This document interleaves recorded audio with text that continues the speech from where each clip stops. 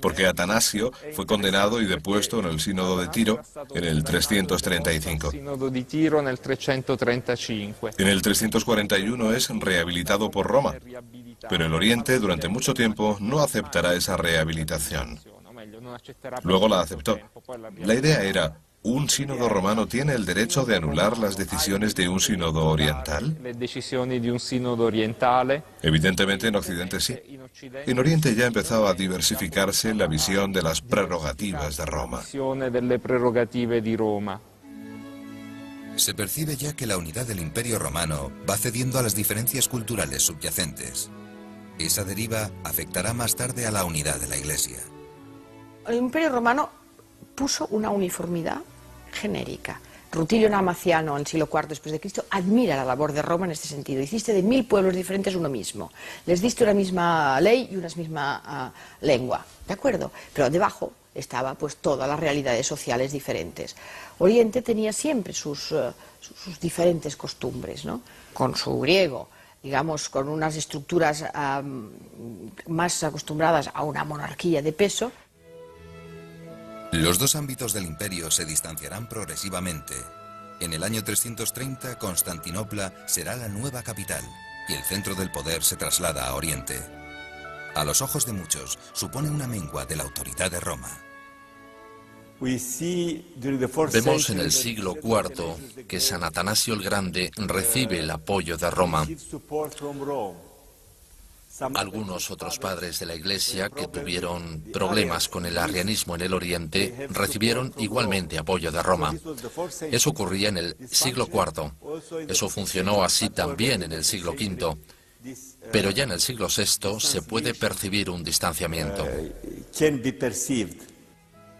El apoyo del Papa no impedirá que Atanasio sea condenado otras 4 veces por otros tantos emperadores. Pasará 17 años en el exilio. Atanasio no se doblega. Como buen pastor, no dejará de cuidar su rebaño, aunque sea por correspondencia. Los habitantes de Alejandría perseveran fieles a su obispo y piden a los emperadores su indulto. En el año 366, el emperador Valente, temiendo una revuelta, le rehabilita definitivamente. Sin embargo, a pesar de su actividad incansable y sus escritos, la herejía arriana seguía viva en el momento de su muerte. En el maravilloso ábside de la Basílica Vaticana, Bernini colocó la estatua de San Atanasio junto a las de los otros grandes doctores que rodean la cátedra de San Pedro: San Agustín, San Ambrosio y San Juan Crisóstomo. En vida, Atanasio se ganó el título de padre de la ortodoxia. Tras su muerte, será declarado confesor y doctor. Según el Papa Benedicto XVI, la idea fundamental de San Atanasio era que Dios es accesible, y a través de nuestra comunión con Cristo, nosotros podemos unirnos realmente a Dios. Él se ha hecho realmente Dios con nosotros. La labor de Atanasio será completada por los padres capadocios. Se llaman así porque vivieron en la pintoresca región de Capadocia, en la actual Turquía. Destaca entre ellos San Basilio de Cesarea, adalid de la ortodoxia nicena a la muerte de San Atanasio. También brillaron allí su hermano Gregorio de Nisa y San Gregorio Nacianceno. Ante el empuje pastoral y teológico de estos obispos, el arrianismo irá desapareciendo en Oriente. La aventura arriana en Oriente, que es donde tenía peso y fuerza, acabó gracias en gran parte a la acción de estos 3 padres, que a veces se llaman neonicenos también, porque consiguieron que toda la teología de Nicea fuera bien aceptada.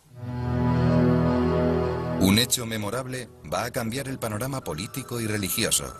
En el año 379 sube al trono el emperador Teodosio. Promulga el mismo año un edicto amenazando con castigar severamente a los arrianos.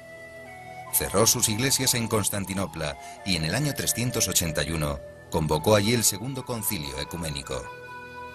Los obispos confirmaron solemnemente el símbolo de Nicea. Era el ocaso definitivo del arrianismo en Oriente. Esa herejía iba a perdurar, sin embargo, entre algunos pueblos bárbaros en Occidente. Quedó un residuo de arrianismo perdido en un sitio y en otro, en muchos casos como una señal en pueblos que se habían convertido al cristianismo por parte de misioneros arrianos, como es el caso de los visigodos. Pero ya era un fenómeno residual, un fenómeno de otro nivel. El mismo arrianismo estaba un poco aguado y acabaron al final, como es sabido, convirtiéndose al catolicismo.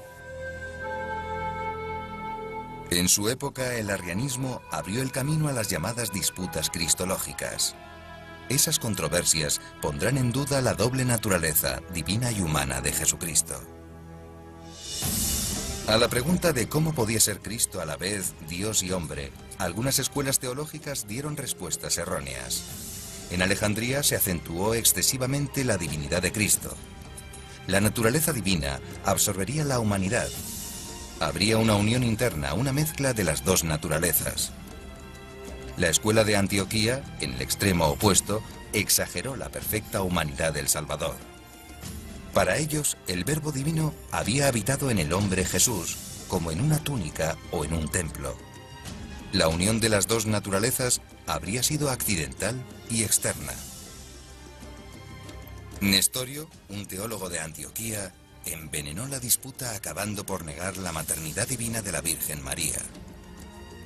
Si la naturaleza humana es solo el receptáculo de la divinidad, aducía, la Virgen no puede ser la Madre de Dios, sino Madre del hombre Cristo.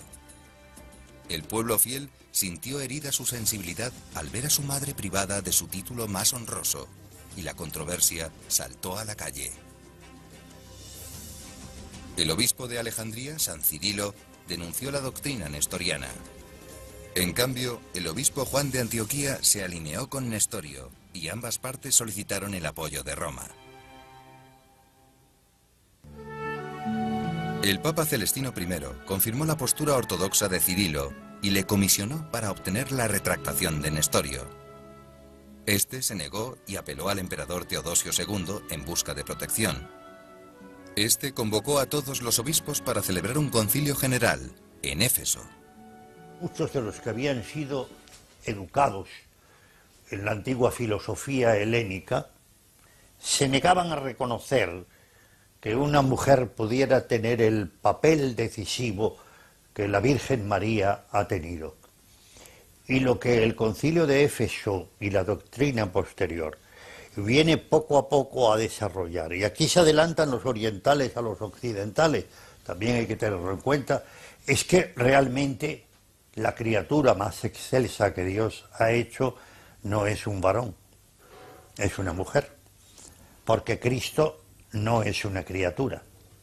Ahí es donde está todo el problema, la batalla con el monofisismo y con el nestorianismo, que querían de alguna manera defender que Cristo era una criatura, bien porque había recibido los dones divinos en el momento del bautismo, o bien porque no había en él dos naturalezas, sino una sola naturaleza. El concilio de Éfeso ratificó la unicidad de Jesucristo, perfecto Dios y perfecto hombre. Es una única persona con sus dos naturalezas inseparables, divina y humana. Su naturaleza divina no se modificó al hacerse hombre. Sus dos naturalezas no están mezcladas ni combinadas. Están separadas, pero forman una unidad en la persona de Jesús. Es la llamada unión hipostática. El concilio condenó el nestorianismo y fue respaldado por el poder imperial. Los nestorianos tuvieron que aceptar la doctrina oficial o marcharse del imperio, que es lo que hicieron muchos de ellos, y fundaron un patriarcado en Mesopotamia. No quedaron nestorianos dentro del imperio, como habían quedado arrianos durante tantos años. Pero en cambio fuera del Imperio Romano sí quedaron, y hicieron un gran proselitismo hacia Oriente. Después, con el paso de los siglos, parte de ellos regresaron al redil de la gran Iglesia. En su empeño por defender la divinidad de Jesús, algunos teólogos de Alejandría radicalizaron su postura y originaron otra herejía, el monofisismo. Negaba la naturaleza humana de Cristo. El monofisismo fue condenado en el Concilio de Calcedonia, convocado y dirigido por el Papa San León Magno. Fue el más concurrido de la antigüedad, participando en él cerca de 360 obispos. El propio León Magno redactó la profesión de fe de la doble naturaleza de Cristo. Fue aprobada casi por unanimidad. La condena del monofisismo fue mal interpretada por el pueblo cristiano de Alejandría, que la tomó como un ataque directo contra su iglesia y sus tradiciones más venerables. Se resintió hasta su fidelidad al imperio. Se propagó así un humor antibizantino y separatista. Así, desde mediados del siglo VI coexistieron dos patriarcados de Alejandría, uno fiel al imperio y a la ortodoxia y otro monofisita. ¿Cuál fue el fin del monofisismo? No desapareció del imperio, se quedó dentro. Se incrustó en dos grandes zonas muy pobladas de cristianos, como eran Egipto y Siria, y allí persistió hasta que estos territorios fueron conquistados por los árabes. La invasión árabe fue favorecida por los propios monofisitas, que llegaron a imaginarse que los musulmanes serían sus liberadores. Se comprende pues el interés político de los emperadores bizantinos por promover fórmulas ambiguas de la fe. Querían complacer a los monofisitas sin desdecirse del símbolo de Calcedonia. Estas tentativas de expresar con tibieza el credo eran un peligro. El Papa Agatón lo afrontó con coraje. En el año 680 promovió el Tercer Concilio de Constantinopla. En una epístola dogmática, los padres conciliares ratificaron por gran mayoría las dos naturalezas de Cristo, sin dar lugar a componendas. Se cerraba así la última cuestión cristológica, después de 3 siglos de controversias.